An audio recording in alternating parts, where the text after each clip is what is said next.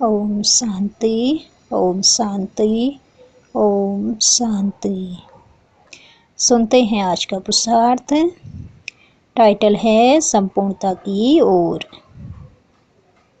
आज बाबा हम बच्चों को कहते हैं, हम सभी को संपूर्णता की राह पर निरंतर आगे बढ़ते रहना है और याद रखना है, संपूर्ण समर्पणता ही संपूर्ण बनने का सबसे सरल साधन है।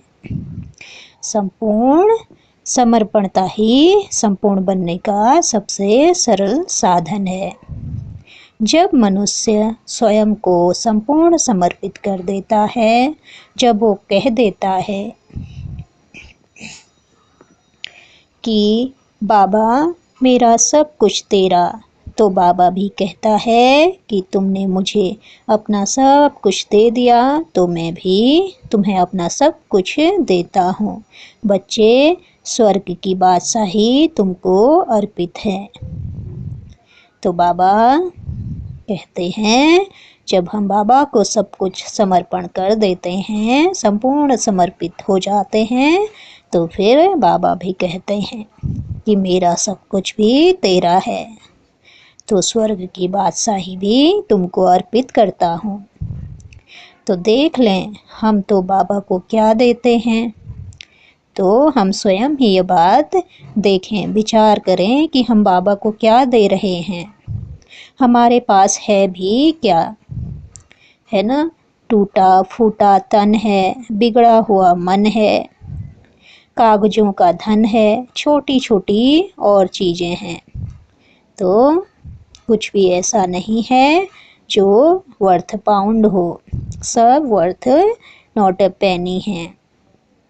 तो बाबा कहते, छोटी मोटी बुद्धि, अपनी प्रतिभा जो भी उसी की देन है, उसे ही हम समर्पित कर देते हैं। और बाबा बदले में हमें क्या क्या दे देता है। लगभग 4000 वर्षों से भी ज़्यादा समय के लिए हमें सुख, शांति और संपदा, स्वास्थ्य से, निर्भयता से भरपूर कर देता है, निश्चिंत बना देता है। सोचें, ऐसे बाप पर हम क्या कुर्बान नहीं होंगे, है ना? तो ऐसे बाप पर हम कैसे नहीं कुर्बान होंगे। जन्म जन्म हमने सोचा था कि हे प्रभु, जब आप आओगे तो हम आप पर बलिहार जाएंगे, जब आप आओगे तो हम आपके सिवाय किसी को याद नहीं करेंगे। तो हमने बाबा से वादा किया था कि जब आप आओगे तो हम आप पर ही बलिहार चले जाएंगे, और फिर जब आप आओगे तो हम आपके सिवाय किसी और को याद नहीं करेंगे, हम संपूर्ण समर्पण हो जाएंगे। तो जब आप आओगे और हमें ज्ञान दोगे तो हम आपके सिवाय किसी की भी बात नहीं मानेंगे।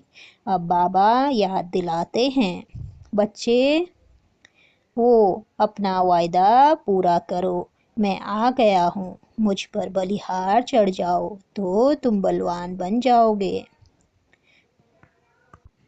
तो बाबा क्या कहते कि जब तुम मुझ पर बलिहार जाओगे तो तुम स्वयं ही कैसे हो जाओगे, बलवान बन जाओगे।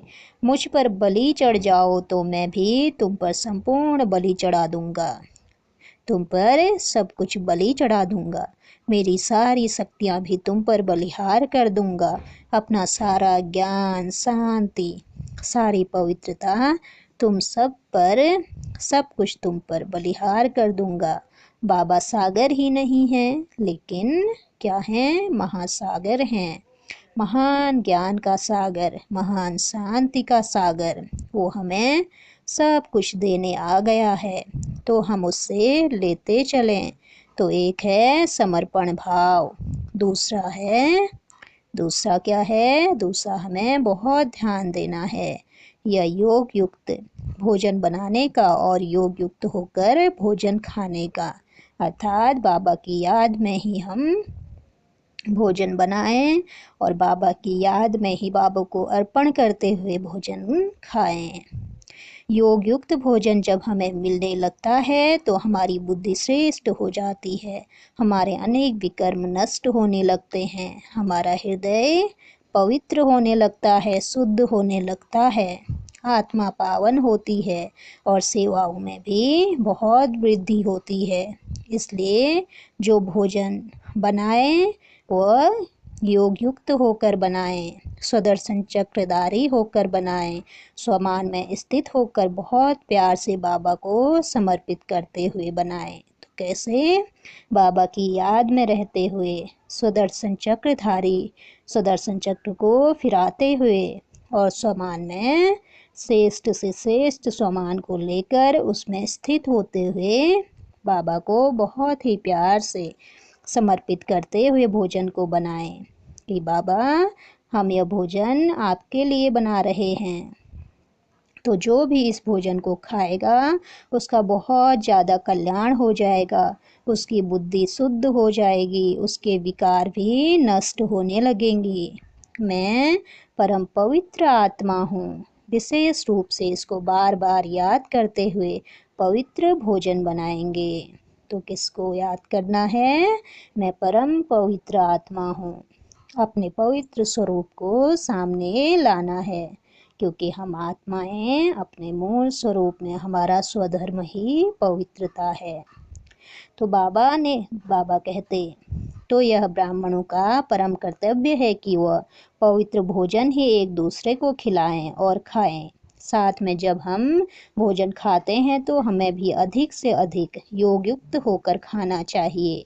योग अभ्यास में कठिनाई भी लगती हो तो कम से कम प्रारंभ में यानी शुरुआत में बाबा का आह्वान कर लें, 7 बार याद कर लें, मैं परम पवित्र आत्मा हूँ।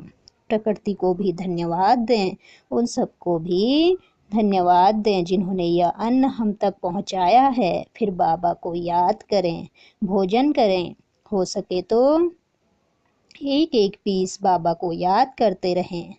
क्या करें? एक एक पीस पर जो एक एक निवाला हम मुंह में लेते हैं, हम बाबा को याद करते रहें, उसको बुलाते रहें, लो बाबा पहले तुम खाओ फिर हम खाएंगे। इससे हमारी स्थिति बहुत सुंदर रहेगी।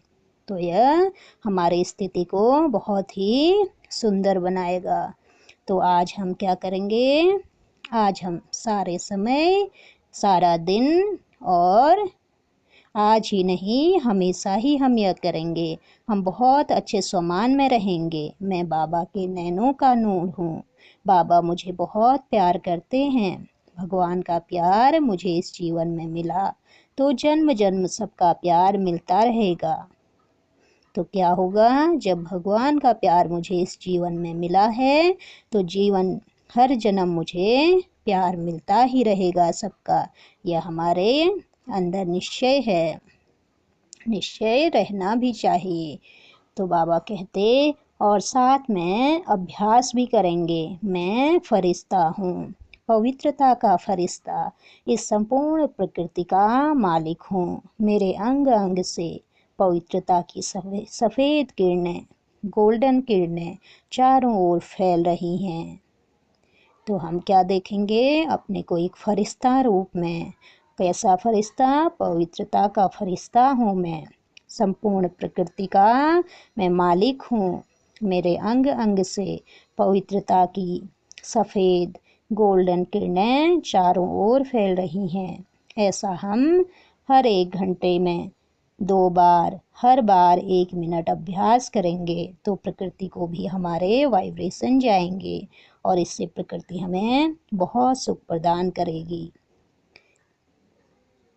तो इस प्रकार बाबा ने हमें बहुत ही सुंदर संपूर्णता की ओर बढ़ने के लिए सहज मार्ग बताया है, सहज सरल साधन बताया है, जिससे हम संपूर्ण समर्पण होकर अपने आप को संपूर्ण बना सकें। अच्छा, ओम शांति। शुक्रिया बाबा, शुक्रिया।